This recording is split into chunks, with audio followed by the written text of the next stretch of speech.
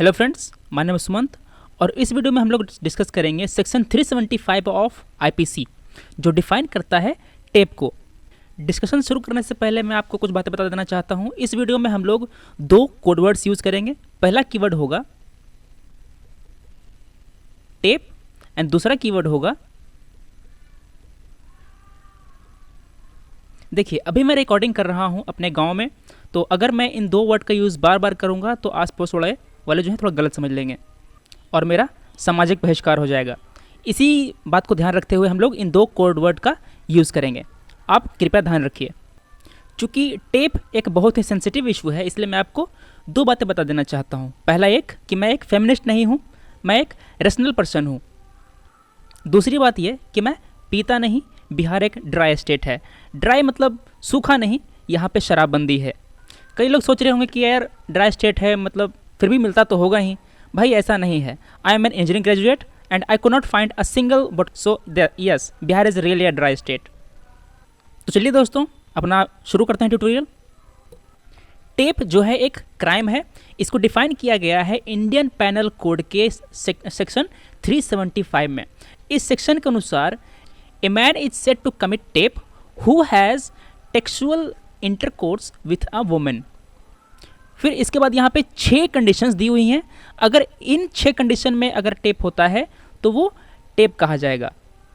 मतलब कि इन 6 कंडीशन में अगर कोई टेक्सुअल इंटरकोर्स होता है तो वो टेप कहा जाएगा। पहला कंडीशन क्या है? पहला कंडीशन है अगेंस्ट हर विल। यहाँ पे आपको एक बात और बताना चाहता हूँ कि यहाँ पे वुमेन वर्ड का यूज़ किया गया है, यहाँ पे पर्सन का यूज़ नहीं किया गया है। वुमेन मतलब अगर किसी मैन के साथ अगर ये टेक्सुअल इंटरकोर्स किया जाए अगेंस्ट हर विल तो वो रेप नहीं कहलाएगा, मगर अगर किसी वुमेन के साथ ये किया जाए तो वो टेप कहलाएगा। दूसरी कंडीशन ये है कि उसकी कंसेंट के अगेंस्ट होना चाहिए ये काम। So there is will and there is consent, दो अलग अलग चीज़ें हैं। तीसरी कंडीशन ये है कि विथ हर कंसेंट, बट अगर जो टेपिस्ट है उसने उसके सिर पर या उसके किसी दोस्त के सिर पर अगर बंदूक तान रखी है तो ये टेप कहा जाएगा।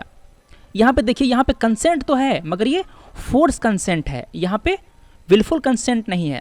बाकी इसके बाद 4th, 5th एंड 6th ये बाकी 3 कंडीशन भी हैं मगर ये हमारे काम की नहीं है। हमारे लिए जो काम की कंडीशन है वो है विदाउट हर कंसेंट। ये जो वर्ड यूज़ किया गया है, ये 3 वर्ड यूज़ किया गया है। इसी पे एक केस दर्ज हुआ है बॉम्बे हाई कोर्ट में, हमें उसी को आज डिस्कस करना है। सो ये बात ध्यान रखिए, if a man has sexual intercourse with a woman against her consent then it will be called rape। तो अब केस क्या है ये हम लोग देख लेते हैं। वैसे केस तो ये पूरा है मगर आपको शॉर्ट में समझाता हूँ। पुणे में क्या हुआ कि एक लेडी थी और उसके कुछ दोस्त थे।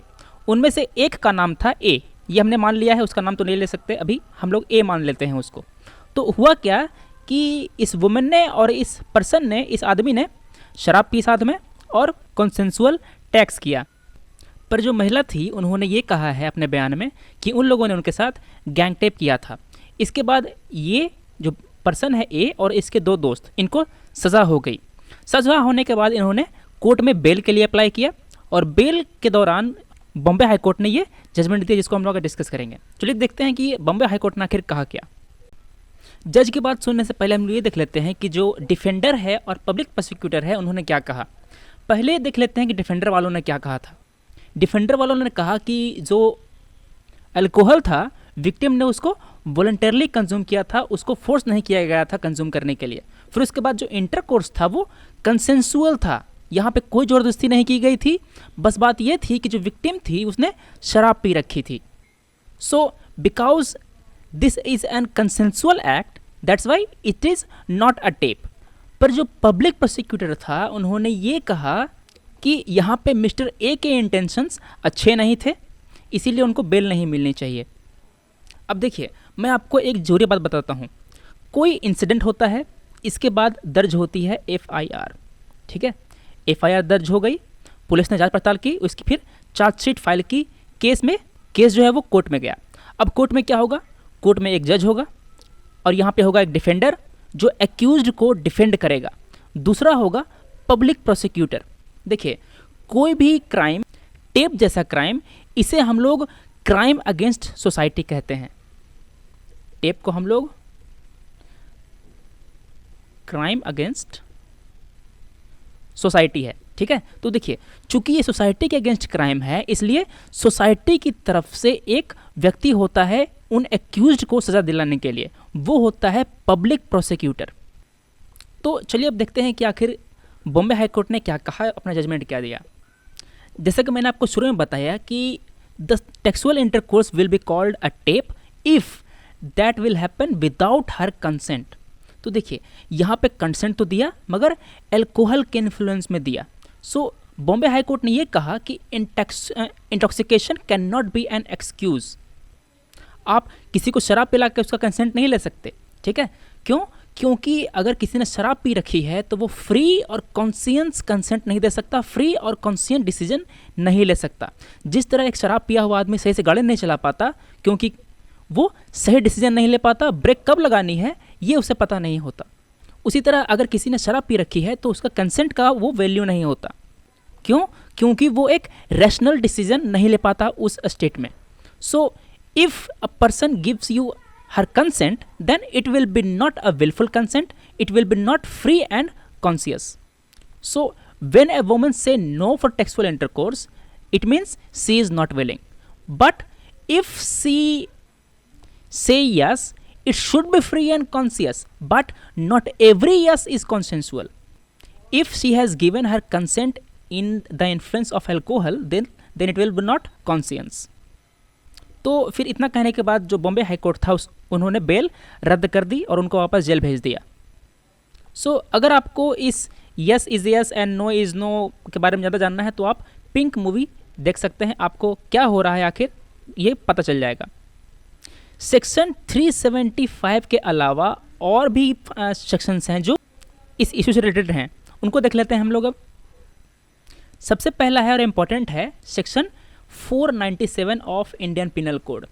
This section punishes a man for adultery, but if a woman commits adultery, then she will not be punished, she is exempted. But if she is involved in this act, then she can be punished only as an abettor, only as an helper and encourager. इसी के जैसा एक और section है, section 498, जो किसी married women को insight करने पर पनिश करता है। और सेक्शन 375 के बारे में तो अभी हमने देखा ही। तो ये था हमारा 375 पे एनालिसिस। तो अब मुद्दे की बात ये है कि एक वुमेन का नो टू नो तो है ही, ये तो पक्का है, पर किसी वुमेन का यस यस है क्या? जैसा कि अभी हमने इस केस में देखा कि अगर किसी वुमेन ने एल्कोहल के इन्फ्लुएंस में अगर यस कह भी दिया है उसका मतलब यस नहीं है, ठीक है। तो हम लोग देखते हैं कि ये जजमेंट है वो थोड़ा सा वेग है, इस कारण से इस जजमेंट के कारण कई और सारे लिटिगेशंस आ सकते हैं।